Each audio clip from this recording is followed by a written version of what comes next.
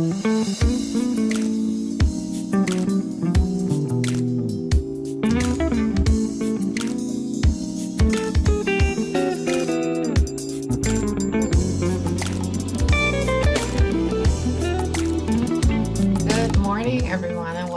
our weekly SonRise Project call, always a safe space where we're here together in our village, helping each other get through our lives and also focus on self-care. I'm really happy you're all here this morning in this space. God, grant me the serenity to accept the things I cannot change, the courage to change the things I can, and the wisdom to know the difference. I am super excited this morning to have Shewonia Roberts back with us. Shewonia is a regular featured guest here at the SonRise Project. And when she was last here, we promised we would bring her back to actually have a free workshop to start the planning process. And Shewonia was an incredible speaker last weekend at Sylvia High's I Am Woman conference, where so many people wanted more. And so we thought, let's have Shewonia come on again and actually start the planning process. But before we do that, let me tell you a little bit about who she is in case this is your first time here with us.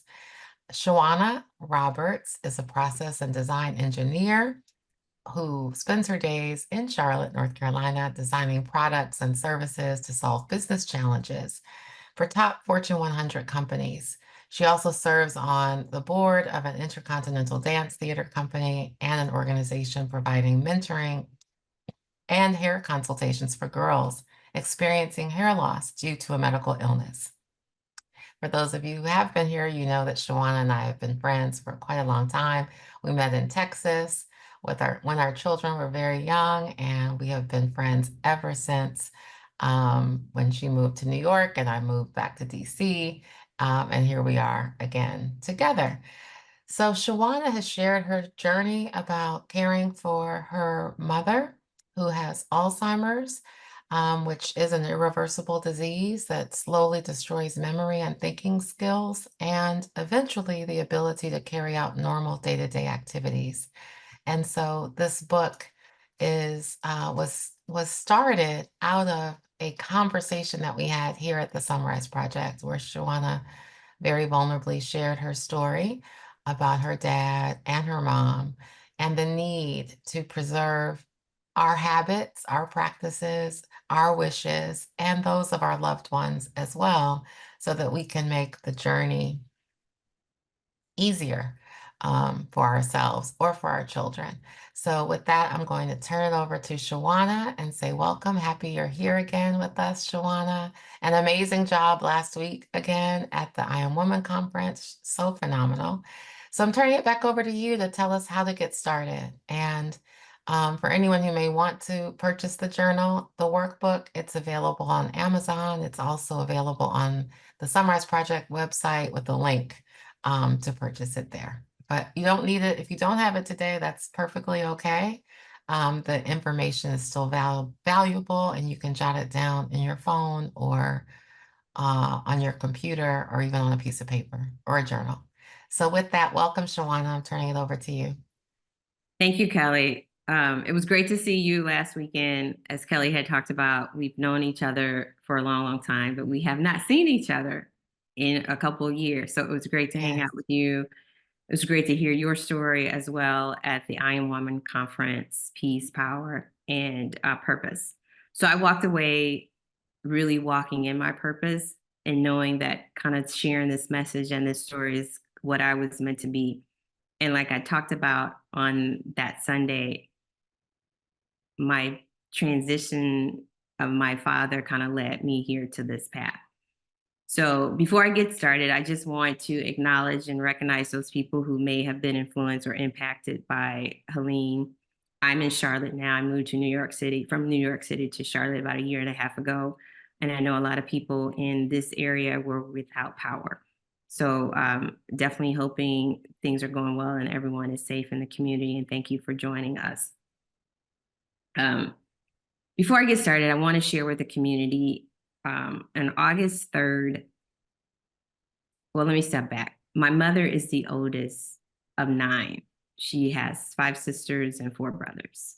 So I have a lot of cousins. On August 3rd, my mother's second youngest daughter lost her husband, so my uncle. On August 21st, the second oldest daughter of the family, so my mother's second oldest sister, lost her husband. So I went home. The services was on Labor Day weekend. I went home. It was a joyous homecoming celebration, homegoing celebration for my uncle. It was great to see my family, my cousins, my aunts, my uncles. It was just great to be in the moment. But what I saw there at the services, they give you obituary and you see photos. You see photos of the story of his growth to the person he was until he transitioned away. When I came back to Charlotte, I realized that I wanted to do a better job of chronicling my life in pictures and photos. And so what I did, I took all of my pictures, and my girls were born in 1999 and 2004. They're 25 and 20. And that was a time when I was literally taking pictures. I had to go get them Mhm. developed and Yeah. had to capture them in places that you can keep them safe, away from water, away from sunlight, so that they can still survive. So I've decided I wanted to select the photographs that I would like to have on my obituary for my kids. But I'm gonna give them options as well. Like, you can add this. But in order for me to do that, I have to organize them in a way. So what I did Labor Day, because I was off that day, I have a pile of pictures for my mother, pictures of me and Austin, my oldest, pictures of me and Alexa, my youngest, and then the pictures of us, the 3 of us together. My goal is to then digitize them, because my daughters have no idea of what it means and looks like to get film developed. Although they're creatives, both in their spaces, but just that process. They would like to pick up a phone and get a picture and cut, paste, and modify it. So that's one of the things I've decided to do, not only for them, but for me as well. I found it very therapeutic. Pictures of me with Alexa in my womb and pictures of Austin. So that was really a joyous occasion. But one of the things that we did, Kelli and I co-created this book called Before I Die, so that you can capture these memories and capture these thoughts and ideas. What we wanted to talk to you about are just some contents within the guide, not just to purchase the guide, but also to purchase it, to complete it, to think through it, but also capture and write your stories for your loved ones. So I want to start in the guide where we have a section of my story. And it's really about chronicling your early years, your elementary school, your middle school, your high school, your college, the stories that you want the next generation of your families to know. And I shared the last time about my elementary story, Mhm. my first grade. My mother was my first grade teacher. And going to school for the first 2 years, she told me, do not let them know that I am your mother, because she didn't want them to think that I was being treated special or differently. And I didn't know that at the time. At 6 and 7, you just don't really know what's really going on. You just know that I can't tell anybody that that's my mother. And so I shared that in my guide, the story that I want my kids to know and to remember. But the other thing that I want them to know, my 7th and 8th grade year, I was bused to the other side of town. And I grew up in Mississippi, in Indianola, Mississippi. And I was bused to the side of the town where people who did not look like me went to school.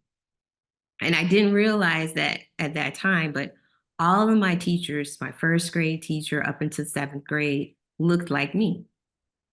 But when I was bused to this other school, my teachers didn't look like me.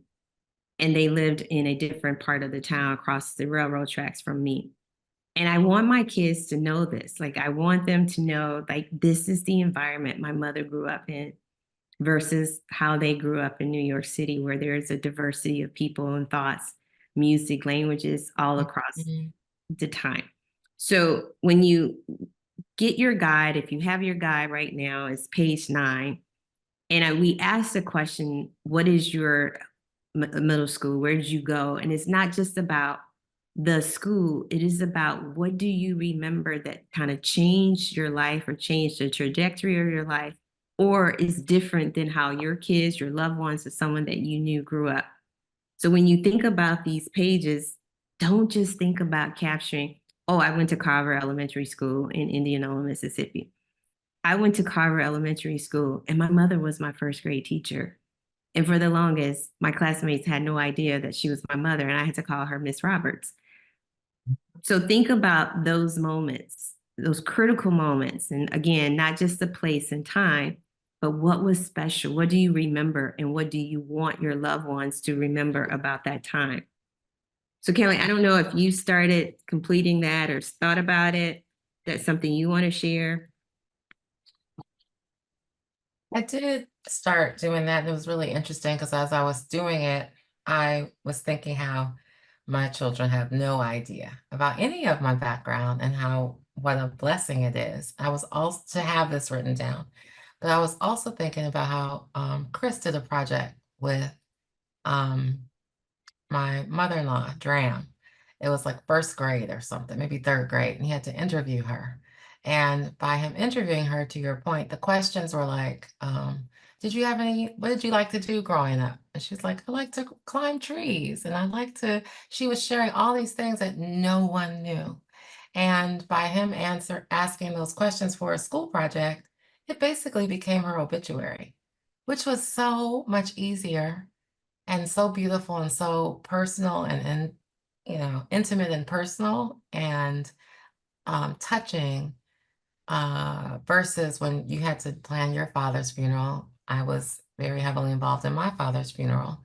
It was hard because we didn't know anything Right. about those things. It's really important. So I think so I did start doing that. I will say the hardest part I had was, what's your story? So I skipped that page. I don't really know yet. I think it's still so anyway, but I think how incredible to be able to write what you want to be said about you. Exactly, And exactly. the pictures, I was thinking it from the other end. I was like, you know what? I want my children to have those pictures too. They're in boxes and albums and all those things from when they were the hard pictures. So that's a great idea, an opportunity to get them digitized. And also, I was thinking from the other very vain place, like, I want to make sure people have the pictures that I want to be used and certain Exactly. that are Exactly. not going to be used. Yeah. So So speaking that's about the awesome. pictures, a friend of mine lost her mother, and I was telling her story, my story about me sitting on the couch and looking at the picture. She said her family members found it very therapeutic Mhm. during the loss and grieving process to look through the pictures. And so this process is up to you. I'm sharing my story and what I think my daughters would appreciate and value in that moment. But I really wanted in an organized manner for them to have the photos as they think about and grieving me, and not, okay, where are the pictures? And then how do I get them digital so that I can put them into this brochure? Like, I'm trying to help them through the process, but everybody's journey is different. And I wanted to share my thoughts about the process. I also want to move forward on another page in the guide.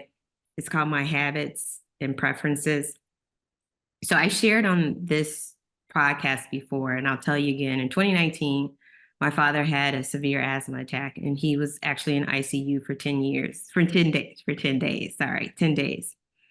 During that moment, I was with my mother because we were going back and forth to the hospital, and I realized she was asking me the same questions every 5 minutes. She would call the hospital a hotel and would ask me to go to the front desk to get the key so that she could go to the room and take a nap. I asked my siblings about it, and I said, hey, I'm noticing something different about mom. Have you guys noticed anything? And they said it was just stress because, dad was in the hospital. And I said, I think it's something different. And that was when we had her examined, went to a neurologist, and she had shown mild signs of Alzheimer's. So in the midst of my dad being in ICU, I'm discovering that my mother has cognitive decline. She has dementia. So this page is really about, if you are incapacitated, if you have a car accident, if you are showing signs of cognitive decline, what are the things, your habits and preferences that you want people to remember and care for you about? So for instance, for me, I'm an early riser. I get up at 5:30. If someone is caring for me, we need them to know that that is who my mother is. That's who I am. She's an early riser. She is okay. Everything will be fine. They need to know that I eat breakfast and lunch and I barely eat dinner. And what do I like for breakfast and lunch? If there are specific routines, she likes this lotion, this breaks her out, don't use this, don't do this. This is the page where you write those specific habits and preferences. So if you have to care for someone, or if someone is caring for you, these are the guidance that you want to give them that are specific for you. You like coffee in the morning, you like it black, you have to have coffee by 7. If not, these things will happen. What are those particular things about you, your habits and preferences that you want people to know? And if they are caring for you, you want them to still do these things. Again, this is about you, your wishes, your preferences. Unless you tell people, they don't know, and they'll give you things that are not necessary for your benefit. So this is the purpose of this. And for my mother was a cleaner. She washed every week routinely. And she still has a habit of wanting to wash and fold clothes. So she's at a memory care facility right now. And when I was given instructions and directions to the facility, these are the things that I told her. My mother was a teacher, a first grade teacher for 30 years. She always had her kids walk in a straight line. She always had them sit and be quiet. So when she talks about where are the children, she's really talking about her students. And I had to instruct the facility about these things. So this is why we put this in the book. If something happens to you or were to happen, someone needs to care for you. What are those things that they need to know that may be a part of your behavior, your patterns, but not understanding what that means? And this is how you communicate what those stories are. I want to move next to, in the guide, what I feel is very, very important. I talked about my dad being in the ICU for 10 days. I was telling my girlfriend in New York, who's also like family and who's also an attorney, she said, Shewonia, you need to get a power of attorney together. You really need to do this now, because we had not done anything prior to that. I quickly do that. I'm sitting on the floor of the hospital with my computer in LegalZoom.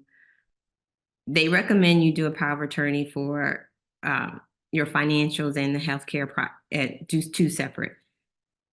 In that moment, I just needed to get it done. So I put it all into one power of attorney, their financial matters and their medical in one document, and then having a conversation with both my parents at the same time. I didn't want to lengthen that discussion with talking about two documents.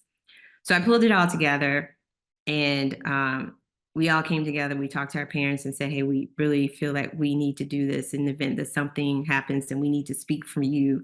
We need these documents signed. It took about an hour of conversation. I had a notary in the hallway, and they agreed to sign. The notary stamped it, and we got it approved. But I stopped it there. My parents had a will. I didn't know where the will was. I didn't know what the will said. All they told me is, we have a will. And we're like, okay. And if anything happened, we were hopeful that we would find it in the home, or at least find the attorney that had done the will. So some of the documents that we say, and Kelli and I are not attorneys, again, this is through our experiences, but what we put on page 24 in the guide, and again, if you don't have it, that's okay, but just things to think about and considerations of documents that you should have. And I want to walk through what I am doing for my kids and what I learned from my experience with my father. While my parents have a will, it is only in the event that something happens to them. So when my dad passed away, the will was everything goes to my mother. But my mother is now in a state that she is not of sound mind. And so she's living. So the will for her didn't give me anything because she's still alive. And that's why a trust is important in that situation, which is why I have a trust now for my girls. If I become incapacitated, I have a car accident, I have dementia, I am in the hospital for a certain amount of time, everything goes into the trust. And I have named my kids to be able to make decisions for me, medical but also financial decisions because I won't be able to. And that's where the will doesn't help me because I'm still alive. And someone still needs to be able to move forward with my finances. The next document I recommend is the healthcare proxy, the do not resuscitate, whatever you want to call it.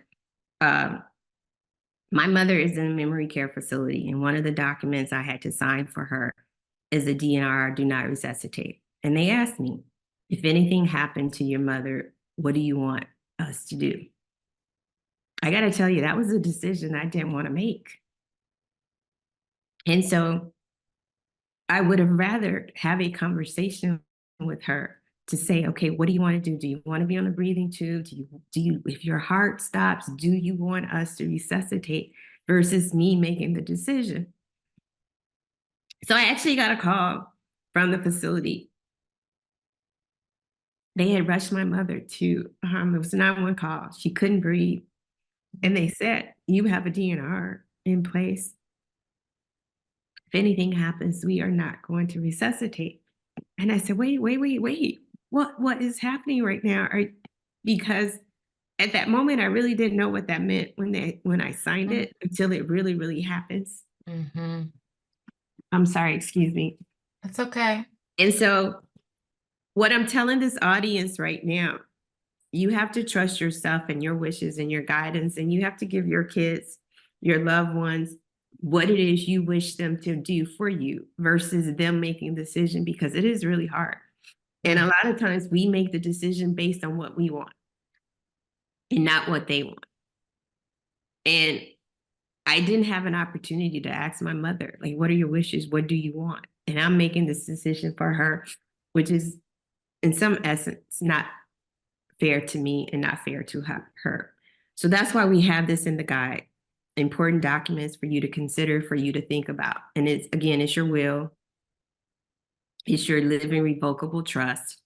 And it is exactly what it says. It's a living document while you're living. It's revocable because you can change it at any time. And it's the document is called the trust. It's your power of attorney. If anything happens to you while you are living, your medical and your financial, who are you giving ownership to manage that and speak for you? But again, if they're going to speak for you, you have to give them what you want them to do. It just can't say, she's my power of attorney and I have conversations. The purpose of this guide before I die is to guide you on what things that you should put in order and play so you can have these conversations. So those are the important documents that I am putting in place. And those are the documents that I'm working on. And I share and talk to my children about them in bite sizes. This is a difficult conversation. It's a lot to manage. It is a lot for them to receive, but it is something that we have to have and we should be doing, and we should be doing more of. Mm. I have a question. On the page, the important documents, like the Yes. medical directive, as an example, it has to be notarized, right? These are legal documents.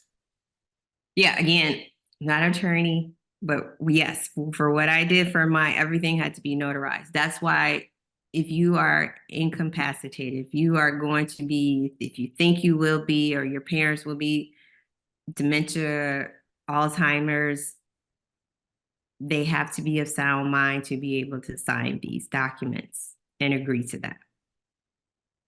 So I have to be at a point where I can say, I want Austin, my oldest, to have my power of attorney. And I've done that. But I've also had her sign of a power of attorney giving me access, because if anything were to happen to her, because she's not married, I want to be able to speak to her medical physicians and give direction for her care. So they all have to be notarized and signed by both people. Got it. So I do want to say, you know, one of the things, and I talked about this on Sunday, Kelli, at the I Am Woman conference, as a parent, or even if you know someone that has given birth, we spend a lot of time planning for their arrival and to bring life into this. I remember my journey. I got Austin's and Alexa's room ready.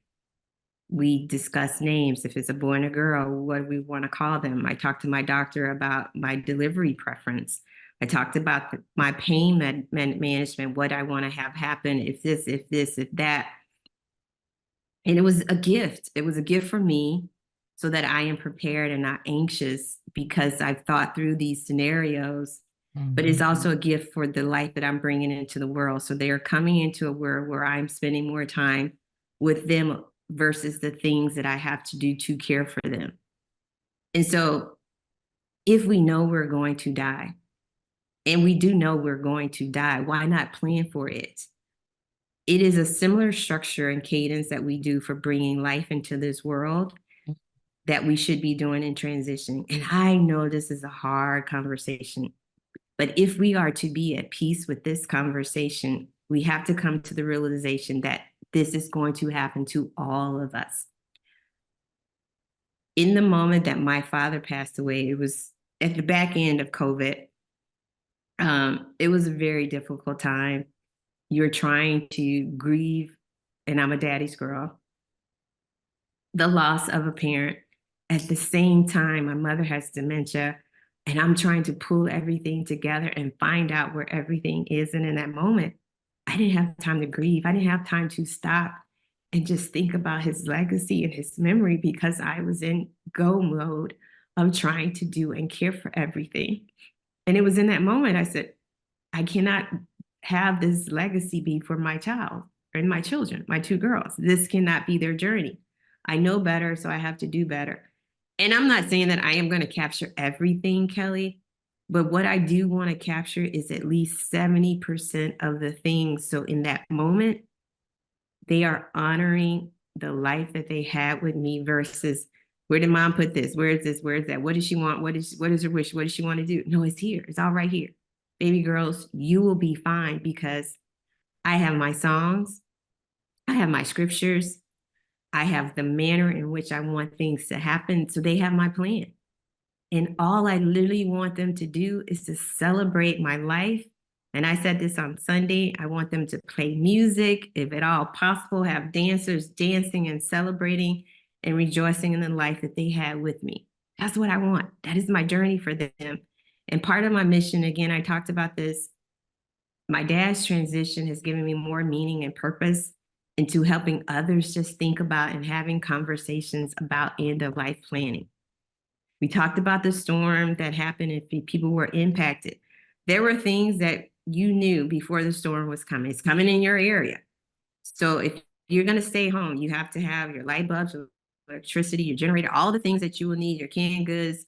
So you plan for that event because someone said, hey, you may be in the middle of this storm. And so you said, okay, I'm either going to stay here or I'm going to go somewhere else. You plan for it because you knew it was coming.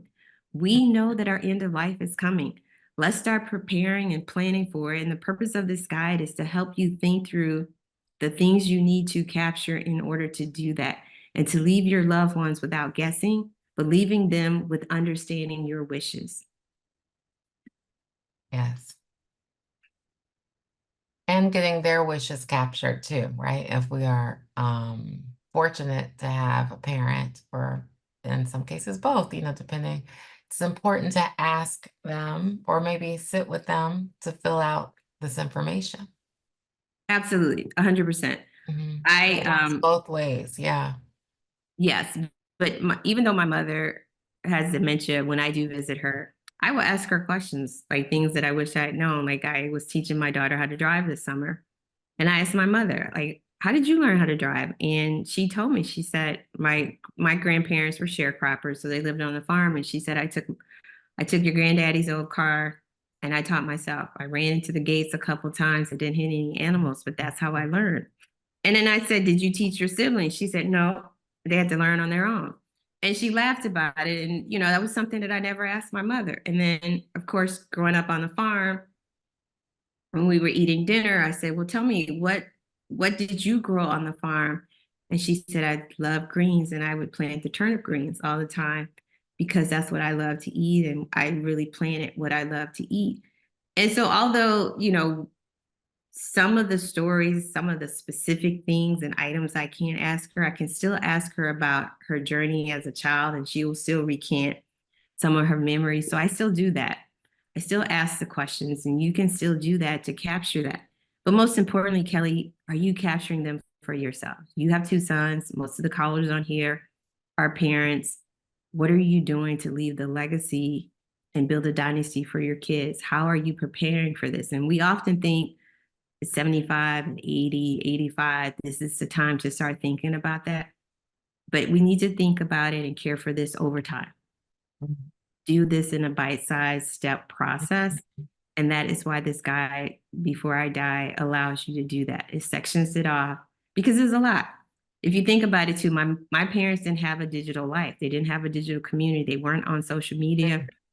They didn't have all the portals that we have today, all the apps, the Lyfts, the Ubers that I have today. So if anything happened to me, my daughters would need to disconnect that. Some of those you have auto every year. I want you to pay for this, like Amazon Prime. Like, I want them to cut that off. Like, go in there and cancel this so that they're taking no more money from me because I no longer need this. My cell phone, who's my carrier? Who do you need to call to disconnect? Because I won't need my phone again. Like, these things that they need to know and have access to. But if you don't write this down, and it's not in your will, it's not in your trust. And we think, oh, I got these things and it's going to be covered, but it's not. I had to cancel my parents' phone. I didn't even know who their provider was. I needed to make sure their electricity and gas and the trash people were being paid because my mother was still living in the house, and I had to find out who those people were. I had to find their life insurance policies, the pension, the social security, like get all of these things so that I could transfer everything to my mother, but make sure that they were transferred. And then while I was doing that, I had to make sure things for my mother were being covered, and I captured them. And I just don't want my kids, because I don't even remember my passwords. Like, literally, I go in and it says incorrect password. Then I create a new one. I create a new one. Like, I'm just creating them, and there's no way my kids would know what that is. Right, right. That's the same with me. And I have passwords in different places. Now, some of them are electronically saved. And you helped us set up our legacy contact on our phones one day. That was super helpful. So people can get in, whoever that person is can get into the phone if Correct. something were to happen. So then theoretically, if they have access to the phone, then all of those passwords would be there, right? Theoretically. Theoretically, if your kids have access to your phones, yes. But again, if you have the facial recognition, they That are part, looking, yes.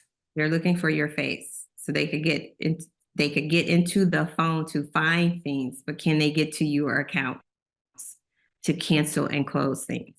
Maybe, maybe not. They can get to your phone to call your friends to notify them that something has happened to you. Because again, I don't think my kids have my friends. Like, they don't have your number. They don't have numbers of people to call. What they would do is go on Facebook. They would go on Insta and send a note, because that's how they communicate to do. Yeah. But to give you a call personally to say, hey, this is Austin. I wanted to let you know that Shewonia X, Y, and Z. Hey. So they would use my phone to do that. But Mm, you have to think about how you want them to be able to access your information. What I have done, and what I will continue to do is, mm, in the guide, there's a section on your social and digital life. But one of the things we want you to be mindful of, if you are putting numbers in here, passwords, they need to be protected. So I leave a code, and I put a reminder for my kids to know it's this. It's not what it is. Like, if, say, for instance, my password is I am Shewonia at 69, because I was born in 1969. Let's just say that my password. I would put a riddle or code in this document that I write down that only they and I know, because somebody could find this book and then have all your information. So be careful of what you are documenting in here, or just keep it safe, locked away, and protected so no one gets your information. But that is also one of yeah. the things that we talked about in one of our sessions. Yeah, absolutely. I do want to just say that we being each individual, we have to trust ourselves. We have to trust that we know what we want our life to look like. We have to trust ourselves to be able to share this information with our kids, our loved ones, on what that will be. We are the captains of our fate. We are the ones that hold this. So whatever we're looking to do, it is important that we document it and communicate it. Again, that is one, and the reason and the purpose of this guide. It guides you as a living guide because it changes, because you change as you go through certain life phases and stages. But let's start documenting and capturing these initial wishes. Let's start documenting our stories so that our next generation of people will have our legacy. Let's start capturing how we want our finances to be managed, not just for today, but for your kids to say, hey, this is what I want you to do. And so their generation has a piece. So their generation has a piece. Build out what that plan looks like so that they know, but so that they can also operate and manage towards that. That is the purpose of putting these things in your trust. That is the purpose of documenting in the guide and having a conversation about these things. Mhm. Mm. I don't know, Kelly, if there are any comments or questions or anything anyone wants me to dive deeper in or talk about, or if you have questions. It's just bringing home for me the importance of finding the documents. I have a trust, have no idea where the documents are and what's in it. So it's like, Do you know who the attorney or law firm that did uh-huh, this? for sure, but it's probably 25 years ago, so I need to follow Um, up and redo it, update. So it's yes, just bringing, I'm thinking of all the to-dos yes. that are added to my long list of to-dos, and that's, I think the importance of what I'm hearing you say is that this needs to be at the top of the list, and it often ends up being pushed to the bottom. So, what I will offer to you and the audience in the guide, there are several pieces. There's writing your story, there's writing your obituary, there's getting your legal matters, your medical matters. You have to decide at what life stage is important for you. For me, it was the legal documents. Like if anything happened, just walking outside the street, something could happen. I want my kids to be protected. I didn't want them to go to probate. I didn't want them to have to hire a lawyer. So that was what was important for me. But also learning from the story of my parents. My dad passed away. My mother has dementia.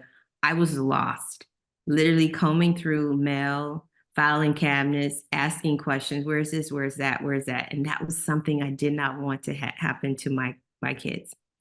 Your social life may be more critical for you, and that may be the next thing. But for me, the next thing was my preferences. And I've talked about this on the call before. My mother has dementia. My grandmother had dementia. I did the chromosome, do 23andMe to test my chromosome. There's a high probability that I will have it.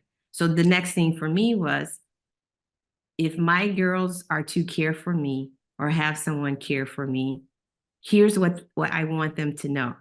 I have in my Spotify, play this music in the morning, play this music on Sunday, play this music at night. Like I literally have a list of things that I think today are important for when I am whatever age that may be. So again, it is about your journey and what's important. My medical history is also important. If I am unable, if I'm cognitively declining, I'm unable to tell my kids if I had a thyroid problem, if I had a sign of cancer or a bump. So my medical history was then the next thing I wanted to capture for them so that they can say, because they asked the question, did your mother have X, Y, and Z? They need to know this. But they also need to know it for them, because when they go to the physician, they're going to ask, do you have a history in your family of X, Y, and Z? So again, it is about your journey, where you are, where your family situation, and where to start. And then start to pull away at it.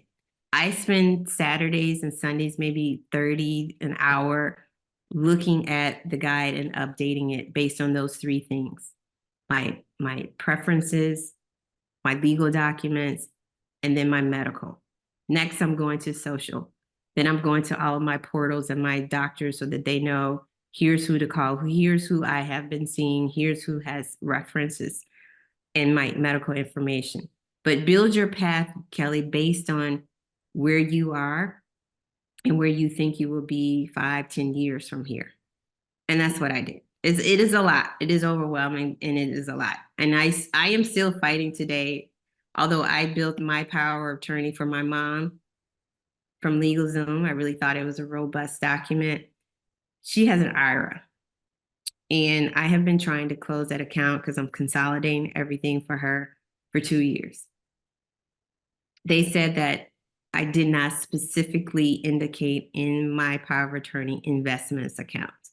So your Oh, 401ks, your IRAs, and your pensions are not covered under the will because they're different documents. But in the broader sense of financial matters, financial institutions, credit cards, like I thought the power of attorney was broad enough that it encompasses all of that. Again, that's why it's important to talk to a lawyer. And so I've been fighting with them. So finally, we've come to the decision that they will allow me to close her savings account, and I will have to get a new power of attorney or have her sign a document to close the IRA. So again, 2 years. I've been battling this for 2 years. Yeah, I'm not calling them every day, but maybe once a quarter. I'm like, where are we with this? Where are we with this? And it's just been annoying. It's not a good thing that you want to do. And whether it's a lot of money or not a lot of money, it's her money, and I want her to have it. absolutely. Mm. So I guess my question is if anybody has gone through these documents and, as Shewonia has said, we're not attorneys. This is a wonderful resource and a space to put all the information in one location. But is there a person that would say, hey, don't use LegalZoom necessarily, but here's some options. Here's some people that I recommend, attorney-wise, that do this work. Or do you have a recommendation? So here's what I would say. Some companies you can get insurance to have legal plans, and I had a legal plan, and I was able to get the help I needed through that. So definitely check that because it is covered under the insurance that you pay, and you're not forking out 3,000, 5,000, or towards that amount of money. The other thing I would offer is that the time to do it is not when the situation is at your door. So Kelli, you have to remember, my dad's in ICU. I just found out my mother has dementia. I didn't have time to interview an attorney. It was because it was at my door. Like I literally needed to get documents signed that day if I could have. And so that's why LegalZoom was my best alternative because I could build Yeah, the document, print it that day. We all right, come together and talk about it, and I have my mother sign it. right. I don't necessarily have attorneys because, again, depending on what state and all of these things, you have to really be very, very careful. But what I would recommend that this community does, you talk to your friends, your coworkers, and ask them about their attorneys. For-profit companies definitely they have medical benefits, but they also have legal benefits, and then you can get resources there. AARP is definitely a resource that you can reach out to that has information. The Alzheimer's Association, I'm sure the American Cancer Association can give you a list of attorneys. But for me, even when I moved to North Carolina, I have to redo my documents. And plus I changed my name. So I have to redo my documents. So I am working with a firm here in North Carolina versus who did my original documents in the state of New York. Got it. Okay. If anybody has a question and you're on your phone, you can hit *6 to come off your phone, or it looks like there's some notes in the chat. And someone commented, put it on a shared drive with a link to family members. Call the file when I die that explains where all of the documents reside. Hopefully a family member will remember the file link. Say that one more time, Kelli. I'm sorry. It Say that again. says, it's in the chat. It says, oh, it came just to me. Oh, okay. I'll put it in the chat, but it says put on a shared drive with a link to family members. Call the file when I die. That explains where all of the documents reside, and hopefully a family member will remember the file link. Then there's another note. I think that's a That's great a idea. good, yeah, that's a really great idea. Let me put this in the chat for everybody. Then there's another note that says some things that we document in the book will be, quote, new and sensitive, quote, information that will spark questions and difficult conversations with our children and loved ones. Should this book be shared with our children as we answer the questions so we can provide context? So our thinking with the guide is yes, you definitely share this with your children or loved ones. It is not something that you hold sacred. It's kind of like, the will, like the reading of the will. When you die, this is kind of what they need to see. So if they are in the process of caring for you, they need to see the guide. If something happens to you, you're incapacitated, they need to see the guide. So this is definitely a document that is meant to be shared with your loved ones. Here are all of the things that are important to me. Here's my story. Here are my wishes, what I want to have happen after I die, the dress I want to wear, the song I want, and how I want that service to look like, my medical, my preferences, my legal. Yes, this is something that you should share with your children or loved ones. Mhm. Yeah, a good question. Yeah, definitely. This is sensitive information. So again, I tell my kids where the guide is in the event something happens and you need information. Here's where I keep it. Like it's not something that I handed over to them right now. You Yeah. go here, it will be there. And that's where I Okay. keep it. And then there's a question that says, speak about the different types of trusts, please. Different types of trust. So I can only talk about what I did, and they're differently different kinds of trust. I have a living revocable trust for my kids. And again, what that means is it is while I am living, but it also has an incapacity clause in there. And I want it, and revocable means I can change it. I can call them today and say, I want to change this. So I can change it at any time. And a trust, again, is just what we call the document. And the reason that I need it, and you also just have an irrevocable trust. I can't speak to that. This is what I did because, again, I took the 23andMe chromosome. And if I am blessed to live long, I may experience cognitive decline. And I wanted my children to be able to care for me if I'm incapacitated, if I do not have the ability. If they need to sell something of mine, they now have that because they are named in the trust to do that. But I also put all of my asset, again, your 401k, your IRA cannot go into your trust, into the trust. If anything happens to me, if I were to die, they immediately get access to this versus waiting the 3 or 4 months based on the will because it's in the trust. They are the executors, they are the beneficiaries, they get this right away. So that was what best for me, Kelly. Yeah. Again, I would recommend you reach out to a legal professional to look at the various options and decide what is best for you based on your situation. Yeah. Agree. See, there's two more messages. Let's see. Someone says, thank you. Dee says, I was questioning the timing of sharing the book. Should we share now before they'll need to care for us versus later? I think you may have just touched on that. But I want to make sure that I answered these questions. I don't give them the guide. Again, this is my preference, but I say to them, hey, in this guide that I talk about, I share with you X, Y, and Z. Like we're not going through the pages, but I do bite-sized conversations. Hey, my preferences. Oh, remember I told you that I want this. Oh, and I wrote that down in the guide. So if you need it, it's all there. So that was my preference. But again, you may want to sit down and go page by page with your loved ones or your children. My preference was just every time I think of something, oh, I wrote that in the guide and it's there for you. And I told you where the guide would be. I see someone wrote here, Kelly, that irrevocable trust cannot be assessed by your nursing homes or debt. That is correct. It's only to the people that you have designated in that document. Again, recommend that you definitely reach out to legal professionals to better understand how that can best serve you. Yes, an estate planning attorney can assist you with all of these documents and make recommendations on what's best for you. Yeah, absolutely. Looking, yes, there's check marks and hearts. I think it's really incredibly helpful to take the time to do this now.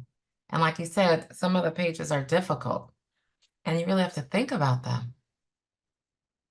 Someone's asking for the full name, title of the book. It's Before I Die, and we can put a link in the chat as well. So that's why we started by telling your story. Kelli and I went back and forth. Should this be at the end? Should this be at the back? But I think once you understand who you are and the life that you live, it's hopefully better than to chronicle all the other matters. This is very important. Again, we talk about this circle of life. We bring life into this world, and we know that we're going to transition to the world. It's really hard to talk about that end of life because it is a very difficult, emotional conversation. But what we don't realize is that when we leave, the remnants that our loved ones have to put together if we did not plan for it, the work that they will have to do in the event that something happens. And I talked about it, my mother's IRA. I'm still trying to close the account and get access to it so that we can utilize it to pay for some of her care. And I've been battling this for 2 years, and I finally put my foot down this year, and I'm like, I can't do this anymore.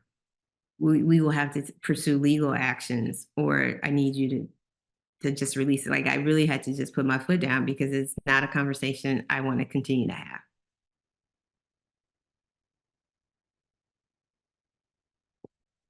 Any other questions or thoughts? I'll put the link to the guide to the workbook in the chat, but all of this is helping me. I just dug out my trust from 20 years ago, and it needs to be redone for a host of reasons. So but then I was like, okay, who did it? I had to go, so I just emailed the attorney Oh, who good for did you. it. But Good for you. that's baby step. So I wouldn't have done it had I not been sitting here this morning. And that is the hope of the guide and these conversations, to get people to start thinking about, what do I need to do to build a plan as I transition in life? And it's not just about, transitioning out of this world, but it's transitioning from as an aging perspective. How do you want to live? And we have questions in there. Do you want to live at home? Do you want to live in one of these facilities? But just thinking through each phase of your life and saying, okay, this is what I want. But it's also financially planning for that, because it can be very, very expensive for your loved ones or for you in that caring process. So building the plan is building the plan by that phase of life. Absolutely. And being able to say, this is the type of place I would like to be in one day, and be able to save for it. I think that's really, if that comes to that, if it comes to that. Yes. So your story about the 23andMe that you did when probably 3, 4 years ago, when you were here for the first time, maybe 3 years ago, when you shared that and you said that it showed more than 50% chance of getting Alzheimer's or dementia, or Alzheimer's, I think it was, and which was a real big prompt to do this work. I thought that was so powerful, you know? 'Cause once you Yes. know better, you do better. Once and if you have that data that suggests a possibility of that, so having what you like and what your preferences are captured somewhere is so important. Is extremely important. And just for me, having a peace that my kids have my wishes and direction is extremely helpful. I know that in that moment for them, it will be painful, but to know that it is an organized manner for them, I think they will appreciate it. And this is why I'm doing this for my kids. Right. I don't want them to deal with and manage the same things I had to manage when my father transitioned and learning about my mother. Yes. I didn't. And I was resistant to the conversation when my dad was in the hospital. He got out and went to the swing bed unit. There was an opportunity, Kelli, for us to talk to them about this. Hey guys, you're getting older, COVID's here. Like, what are you guys thinking? What do you want to have happen? Like, I had an opportunity to do that. I was resistant because I was resistant to them aging. I was resistant to them dying. And in essence, I was resistant to that one day I could possibly do this, but I can no longer do that. I can no longer be afraid because it's going to happen. Right. And how can I help all of us being my kids, my family and friends, manage it, but by having conversations about it and documenting it. And Right. that's why we did this, is let's have a conversation, a universal conversation about this, similar to how we have conversations about bringing life into the world. That's right. That's a great example and why it's important. Bringing life into the world. We plan, we do, we decorate the room, we write in our journal every Everything. day, all the things. So it's like, what if we think of it as, I want to have a beautiful celebration and I want it to be exactly what I want with the pictures I want, and people and my music, like the music that makes me happy. I'm smiling thinking about that because Yes, what a wonderful gift to the people left behind to say, all of that's been done. It's right here. Please just follow my wishes. And yes, because I understand how hard that is. Very much so. It's very difficult. So absolutely, it's a absolutely. gift. It is a gift to say, I've done it already. And I'm sure our loved ones will say, yep, the control freaks that they are. Anyway, they did the whole thing. Yes. And they'll have a nice smile and a laugh about it. So That's what I anyway, wanted to say. yes, Absolutely, yes. absolutely. So thank you for this. Appreciate it. You being here today and for helping us get started, and to take the steps that we need to do to offer this gift for our families. So thank you for being here. And we will have Shewonia back from time to time to do this and to just push us along on this journey. So appreciate you, Shewonia, very much so. And thank you everybody for being here. The hour is gone already. So I'm going to turn it over to Dr. Vicki Johnson, did you want to say one last thing, Shewonia, by the way, or anything else before we wrap? The only thing, Kelli, I appreciate you. I appreciate this community for having and talking about this conversation. I know throughout life, there are a lot of things that we're managing and planning for. And I just want people to put this on their list of things to care and plan for. So thank you for having me. Absolutely. Absolutely. Happy to have you. All right. So Dr. Vicki Johnson, you can please close us out. And someone just said thank you and appreciate you, Shewonia. I do too. I Thank do three. I do three. Yes, yes. Happy All right. Sunday, Shewonia and Kelli. This is just every time you come on, it just lights a spark under me. And I pray that it does the same for everyone who is on this call. We have to continue to have this conversation again and again and again to peel the layers back. So, God, please grant us the serenity to accept the things we cannot change. Give us courage, give us grace to change the things that we can and the wisdom to know the difference. Thank you for Shewonia and Kelli and this work, this assignment, this mission that you have given to them to help us all prepare for the inevitable, not just for ourselves, but for those that we love.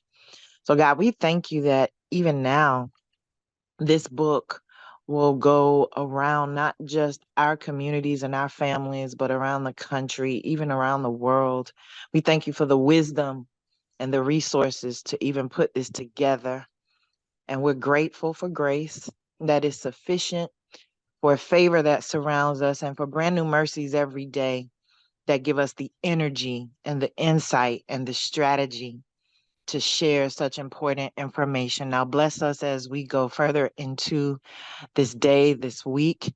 Again, we thank you for the grace that you've given to Shewonia to not just share this information with us, but to be a guide, to be a lighthouse, and also for the strength to be a caregiver even for her mom and her family. Just thank you. Thank you for protection. Thank you for all those that you kept through the storm. And we thank you that even as we go further into this day, that this will be top of mind for us, that we will order the book, that we will give it away as gifts, that we will conduct our own workshops and share it within our own families and friend groups and with our coworkers. God, let us not rest until we have this information in place. You've given us all things to not only enjoy, but to be prepared and to have things in alignment and in order. So we give you glory for that. We thank you for this day. Bless the SonRise Project and the team and the work of Kelli's hands and this assignment you've given to her. In Jesus' name we pray. Amen. Have a powerful, powerful day, everyone. Thank you. That was beautiful. Amen. Absolutely beautiful. Thank you, everybody. We will be back next week. Dr. Linda McGee will be back next Sunday. Think of it as a free therapy session for an hour where you can bring whatever's on your heart and have a conversation with Dr. Linda McGee. So she will be back with us next Sunday, and we're looking forward to having her with us again. Thank you again, Shewonia. Have an amazing day, everyone. Thank you. Bye.